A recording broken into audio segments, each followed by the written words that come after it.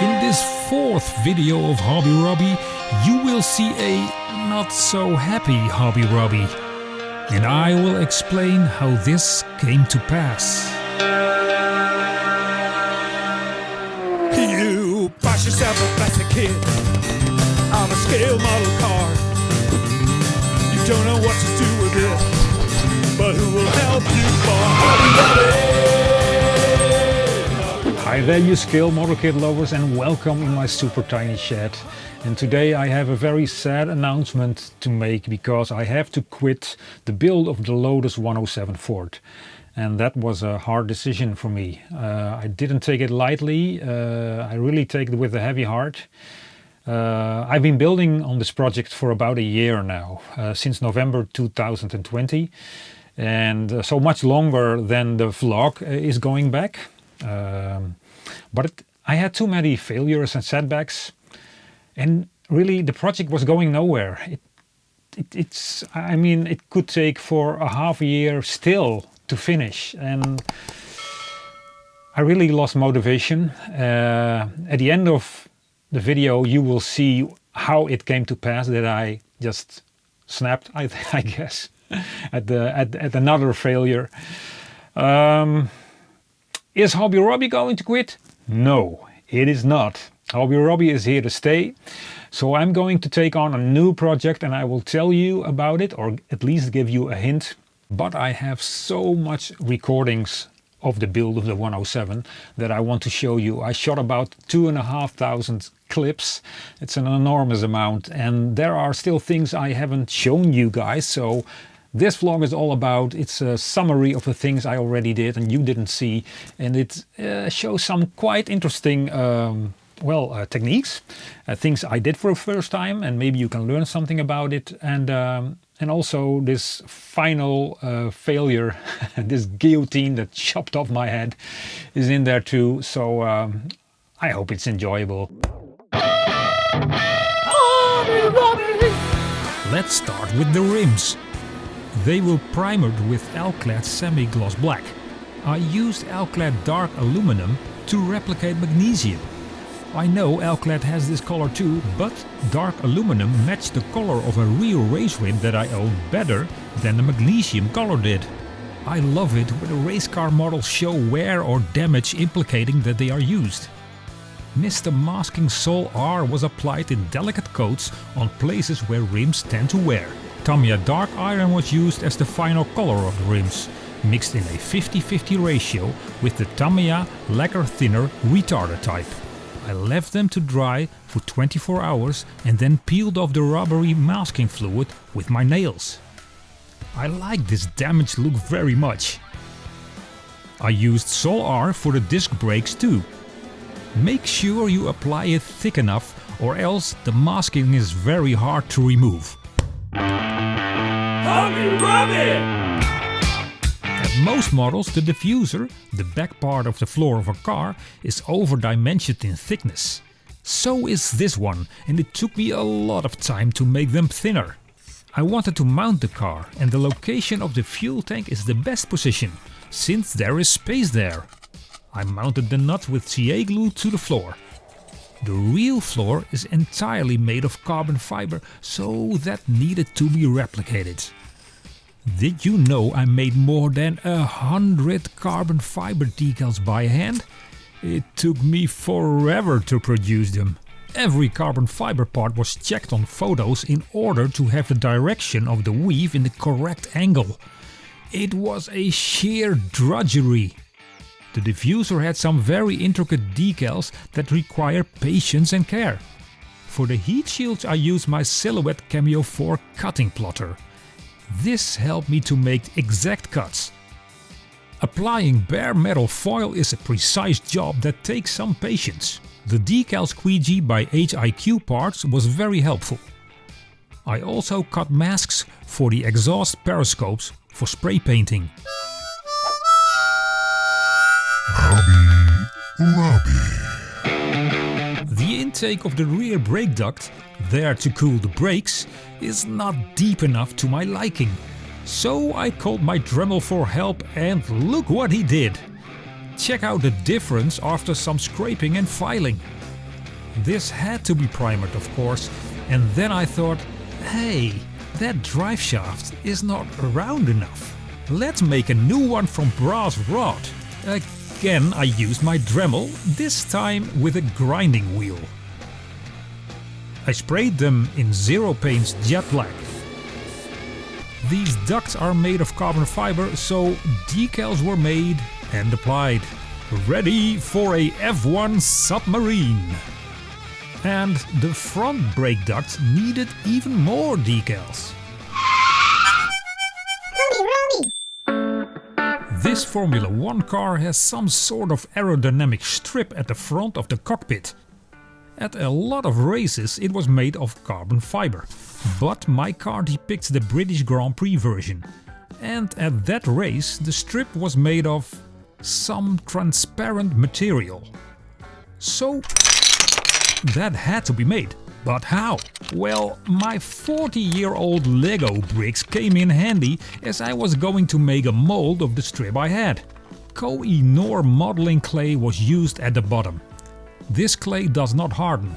I made a setup for a strip reproduction, a funnel and a shaft to pour the transparent resin through.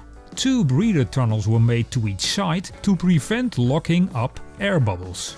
I took 2-component silicon to make the first part of the mold, scribing the number 8 as demanded in the instructions. Or the infinite sign. Or some other number. I know it looks tasty, but don't eat this custard, guys. After letting it cure for one day, the silicon part was ready to unmold. The cured silicon mold with the part still in it was put upside down. Stuff for sore baby bums was used on the cured part of the silicon to prevent them sticking together forever. Oh, this stinks like babies. With my whole tiny shed reeking like a kindergarten, I finished off the silicon mold. After it cured, I rubbed it in with talcum powder as a release agent, but that proved later to be a mistake. Then I had to prepare the 2-part resin. But before you do that, take extra precaution, since this is harmful stuff. Where are the gloves? Where are the goggles? Where are the masks? The mixing ratio is measured by weight. A precision scale that measures to the decimal point is needed. Oh, no. Oh, this is so precise. Oh, stop it, please. Pouring in the mixed resin is fun stuff. Unmolding it after 2 days is even more exciting. The part came out with a lot of bleed, but in one piece. Cutting had to be done very careful as resin is brittle. I cleaned the window strip with all I could get my hands on. Even Zero Paint's polishing material was used. I was hoping I could make the strip more transparent, but it kept looking like an old toenail of a neglected grandma of 107 years old. Huh. I rang the company that sold me the resin and they said I shouldn't have used the baby powder. Well, there you go. Another lesson learned. Robby. This is the gear lever that came with the kit. I wanted it to be more detailed, so I made a new one from back to front. The gear lever stick runs all the way to the back of the car where the gearbox sits. Tamiya did not provide any of this except an abstracted end. I milled out the pieces where the shift stick should be. A small chisel was handy in this spot, as were a file and Albion sanding needles.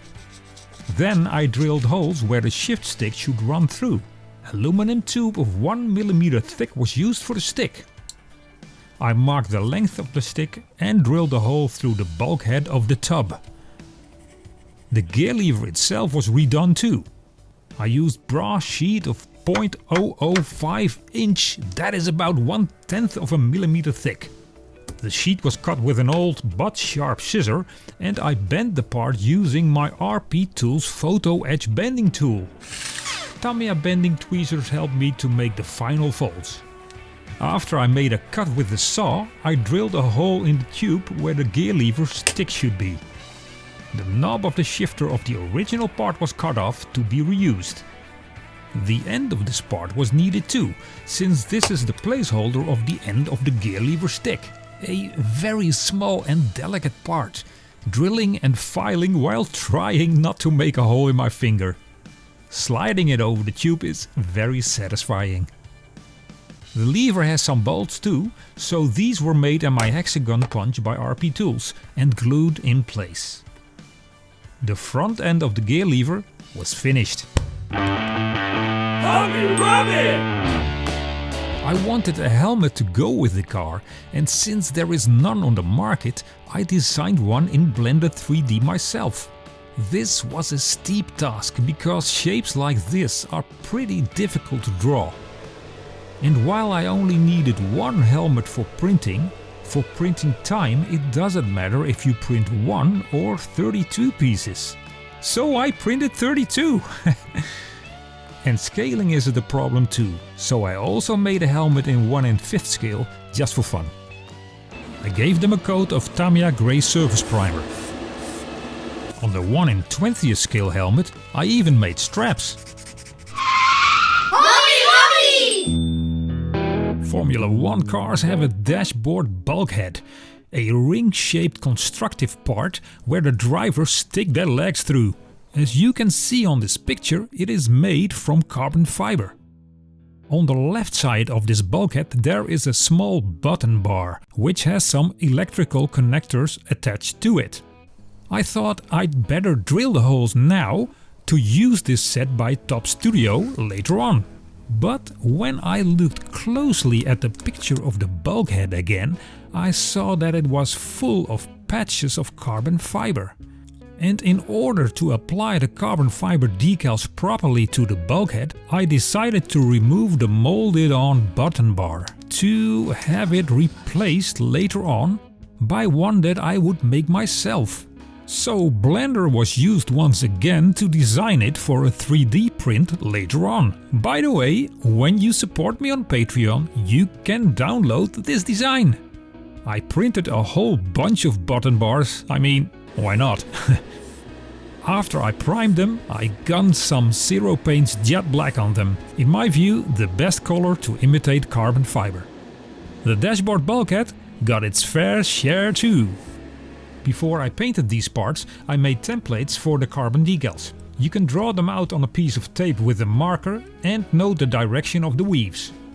And make sure the tape loses most of its stickiness. Detecking. Glad no one's watching. The decals are very delicate and have curves, and Tamiya decal scissors are indispensable for this job. By using microscale set and sol and my favorite decal roller and sometimes a hairdryer from the 80s, the application was done in a jiffy. Then it was the dashboard's display's turn. This part is more difficult to line because it has knobs and bolts on it. The stone setting beading tool came in handy again to punch the holes in the decals for these protrusions. And there you have it. Quite a sophisticated decal. Microscale set was applied before the decal and microscale sol did the softening work. And I love my squeegee. Its sponges are ideal to make the decal conform to the part. It was time to paint the knobs at the top of the display. Since these knobs are some kind of lights, the colors should be transparent. Vallejo Chrome from the Airbrush series was used as a base color. For the orange and red color I used Tamiya enamels. Note that my brush is quite big. I prefer them this way because you have a larger paint tank, so to speak. You can paint longer without having to dip your brush in the paint jar all the time, which is the case with small brushes. All you need is a good quality brush that has a sharp point. I did not have the enamel version of transparent green, so I used the acrylic version. Oh, and you can overdo loading up your brush with paint, Rob. Wah! Well, that was a narrow escape. There it is. At least I got one part finished of this kit. And